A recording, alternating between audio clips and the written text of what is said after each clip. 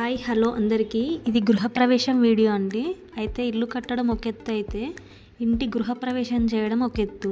So మా అమ్మ వాళ్ళు ఇల్లు కట్టి 5 years అవుతుంది. గృహప్రవేశం అంటే చేయలేదు, నార్మల్గా ఫస్ట్ పాలు పొంగించుకొని వచ్చారు.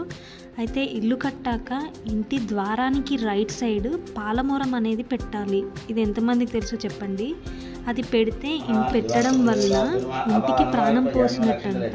పాలమూరం అనేది చెట్టు నుండి తీసి చేస్తారు, చెక్కిస్తారనమాట. లేదు అంటే పూజా స్టోర్స్లలో కూడా దొరుకుతుంది. అయితే పాలమూరం అనేది లేకుండా ఇంట్లో ఏ పూజ చేసినా ఏ కార్యక్రమాలు చేసినా కూడా ఆ ఇంటికి ఫలితం ఉండదంట. సో అయితే మనకు పంతులు గారు నవగ్రహ పూజ అండ్ హోమం కూడా చేయించుకోండి, చాలా మంచిదని చెప్పారు.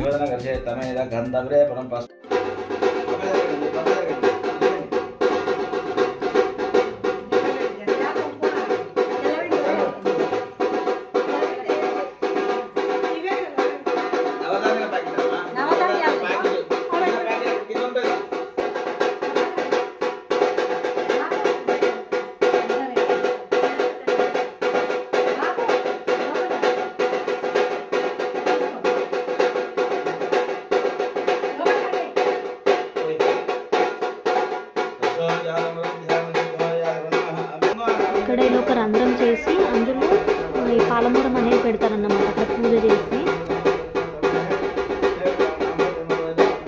ఇక్కడ వచ్చేసి వెండి ముత్యం పగడము, ఇంకోటి అంతర్దామెరాలు, కొన్ని ఐటమ్స్ పూజ పంతులు చెప్తారో పెట్టాలి. ఇక్కడ పాలమూరం అనేది పెడతారండి. ఇంకొకటి పాలు పొంగడం అనేది తూర్పు లేదా ఉత్తరం సైడ్ మాత్రమే పాలు పొంగాలంట. ఇది పంతులు గారు చెప్పారు. లేదు అంటే 4 దిక్కుల పొంగడం అనేది శ్రేష్టమ. షావా తీయడం తెలుసు ఎవరికైనా? అంటే శివ పూజ చేసి శివుడిని ఊరేగించడం వేములవాడలో కూడా చేస్తారు.